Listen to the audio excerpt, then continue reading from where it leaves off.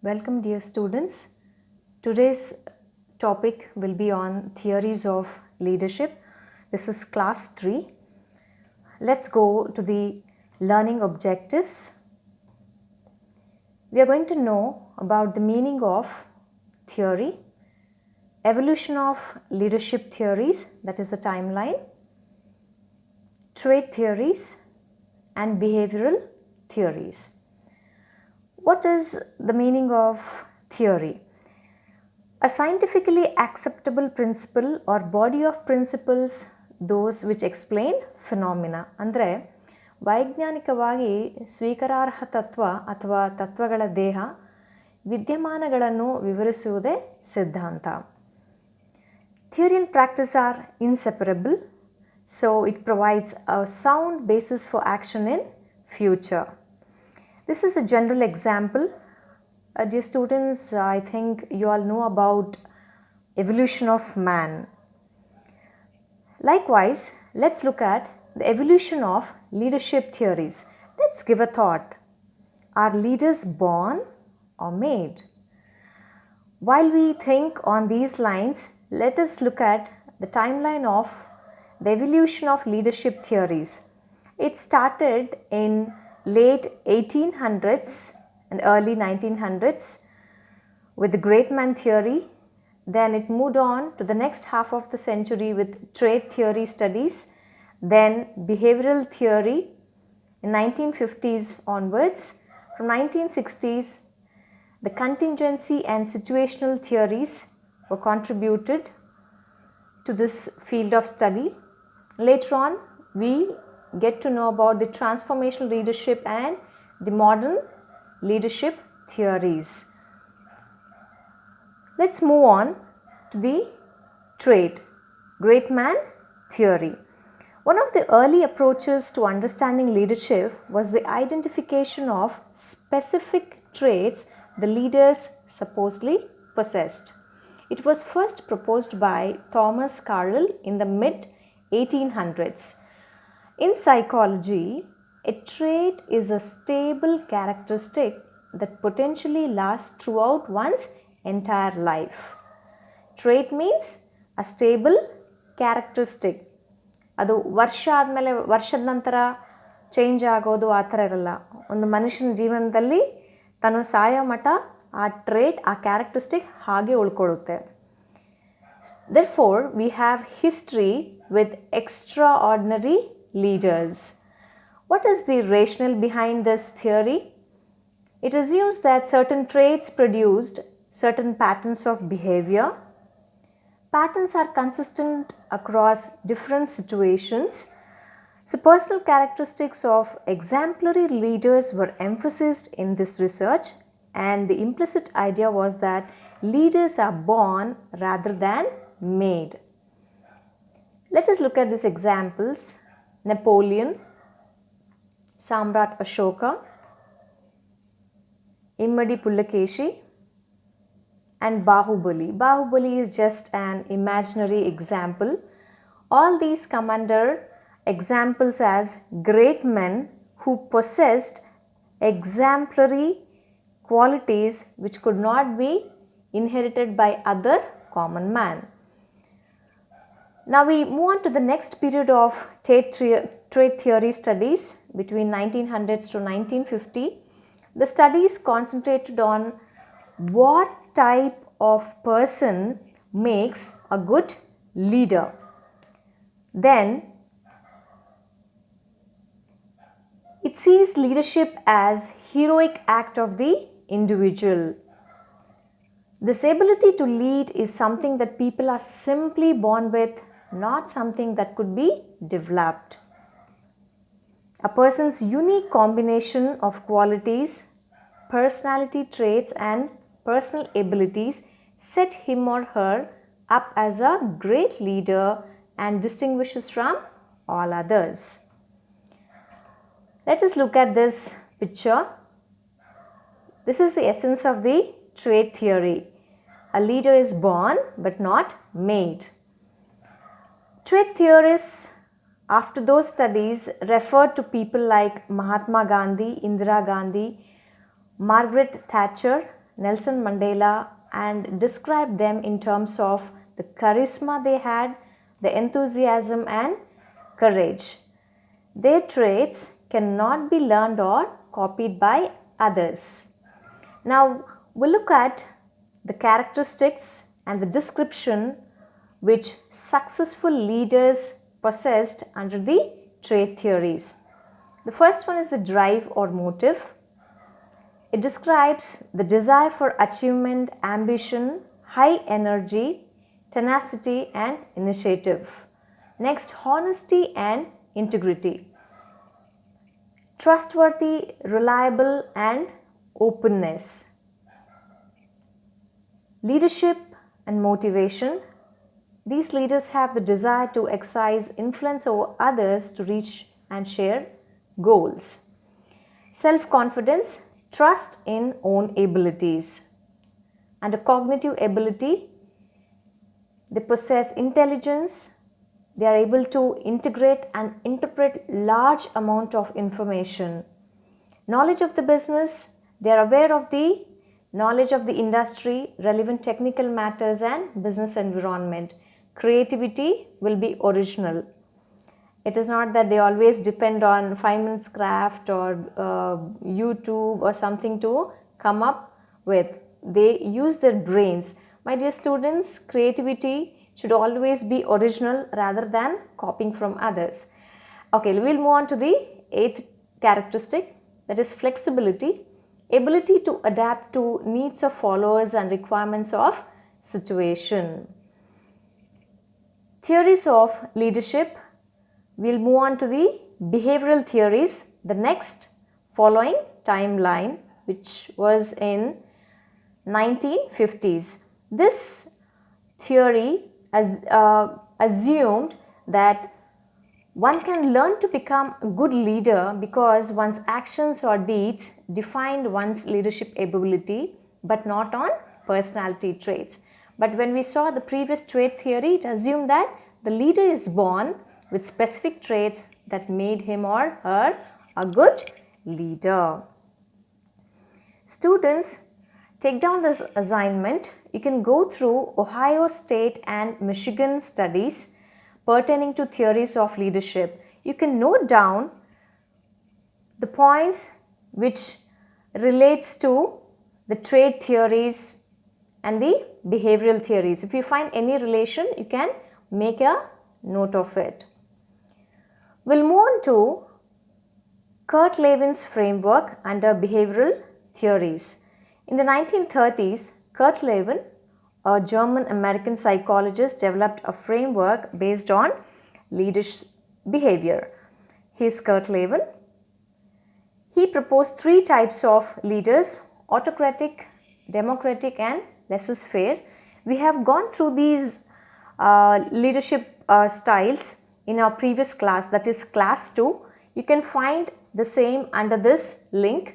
If you have forgotten or if you want to recollect, you can click on the link given below and go through it.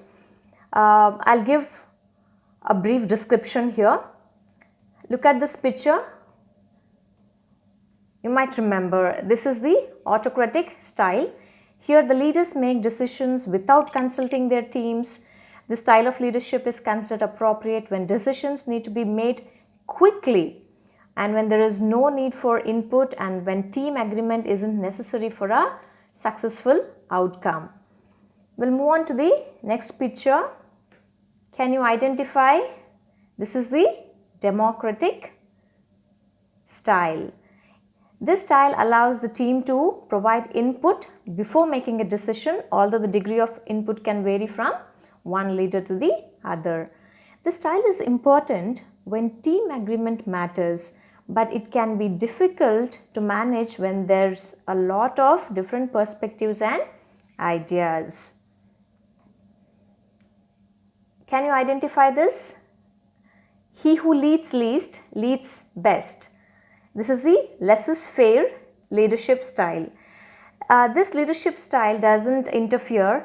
They allow people within the team to make many of the decisions. This works well when the team is highly capable, is motivated and doesn't need close supervision. The other side of the coin is that this behavior is not practiced or not suitable in organizations where people don't have high maturity levels or cannot be controlled, or if the manager's contribution or participation is almost nil. Now we'll look at the managerial grid. Blake Mountain Managerial Grid identified two behavioral dimensions and 5 kinds of leadership behavior. This is the grid. Let's look at the two dimensions: concern for people and concern for task. Concern for people is the degree to which a leader considers team members' needs, their interests and areas of personal development when deciding how best to accomplish a particular task. Concern for results, which is the other dimension, this is the degree to which a leader emphasizes objectives, organizational efficiency and high productivity when deciding how best to accomplish a task. The value of the grid is that it provides leaders a way of communicating with their subordinates more effectively by becoming aware of what their leadership style is. If I know what is my leadership style, I would know what weightage should I give for people and what weightage should I give for the task. It is suggested that the team style is the ideal leadership behavior according to Blake and Mountain. Now let's go into detail. Let's look at the impoverished style. It has low concern for results and low concern for people. It's a weak leadership approach. The manager here is mostly ineffective. He has low regard for creating an acceptable process that gets the job done, and with little interest in creating a satisfying or motivating team environment, his results are inevitably disorganized and dissatisfied. Now let's move on to the produce or perish style. Here the concern for results is high, however the concern for people is low. This is similar to the autocratic style which we have looked at Kurt Levin's framework. Here the people in this category believe that their team members are simply a means to an end. The team's needs are always secondary to its productivity. This is also the reason why it is known as authoritarian or authority compliance manager style. This type of manager is autocratic, has strict work rules, policies and procedures, and can view punishment as an effective way of motivating team members. Isn't it, students? It matches with the autocratic style of Kurt Levin's framework. Okay, now let's move on to country club style. Let's see what is this dimension. It has high concern for people and low concern for results. Here Blake and Mountain assumes that as long as the team members are happy and secure, they will work hard. What tends to be the result is a work environment that is very relaxed and fun, but where productivity suffers because there is lack of direction and control. We'll move on to the middle of the road style.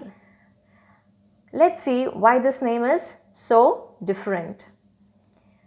Here the concern for results is mediocre and the concern for people is also mediocre, in between. It has a status quo. Here the manager tries to balance results and people, but the strategy is not as effective as it may sound.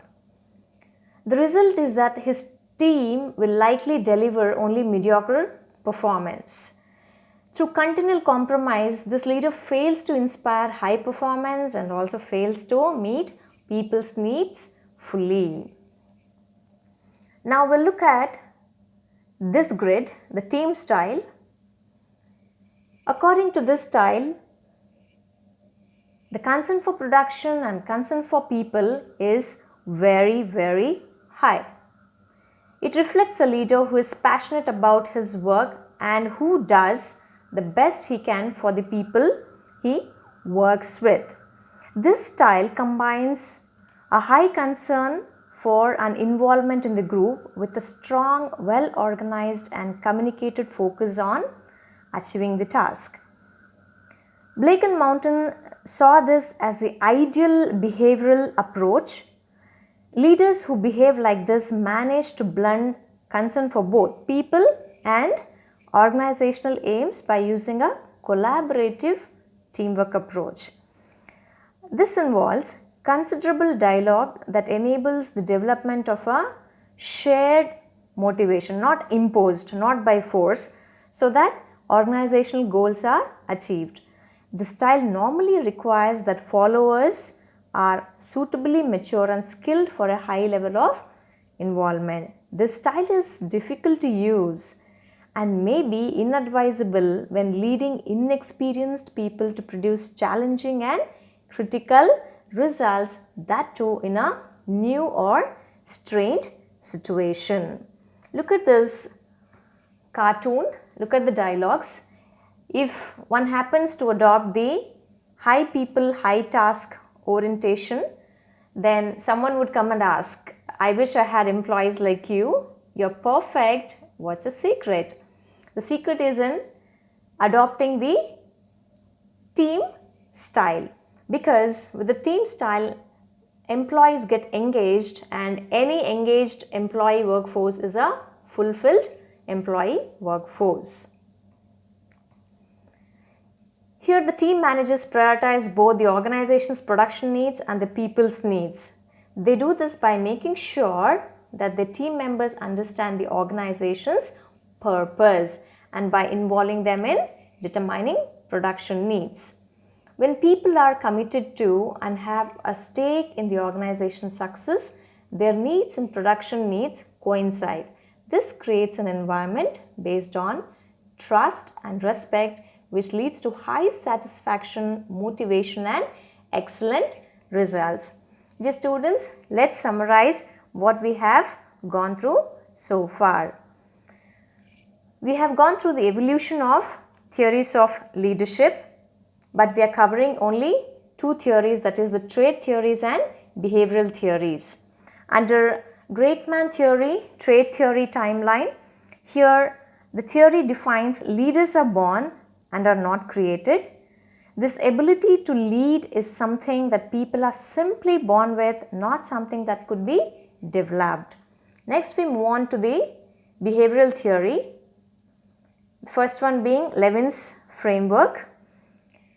Levin's framework suggested or proposed three types of leadership: autocratic, democratic and laissez-faire. Behavioral theory assumed that one can learn to become a good leader because one's actions or deeds define one's leadership ability, but not on personality traits. Next we moved on to the Blake and Mountain's managerial grid. According to this, it is useful to help individuals, that is the managers or the leaders, to recognize what is their personal leadership style. This model can be applied into when a company faces different situations, and the leaders can follow these two dimensions, concern for people and concern for tasks, to determine which type of leadership would be best for the current statement. Dear students, we have many sectors. We have manufacturing sector, we have service sectors, we have tertiary sectors. Just think over, this managerial grid suits which particular sector. If I enter into a manufacturing sector tomorrow, or if I enter service sector, or if I enter into tertiary sectors, what kind of leadership style should I adopt from the managerial grid? Although it comes with experience, just give a thought. And our next class will be on situational and contingency theories. Stay home, stay safe, and ponder over the thoughts. Call up your friends and ask if someone has an autocratic style of leadership, can they give transformational speech, or the theories which were relevant in 18th century or early 19th century, are they relevant now? Let's see what you catch up on, so that we'll move on to the next evolution of leadership theories, that is situational and contingency theories. Take care, stay home, stay safe. Subscribe for the channel, like and share. Thank you.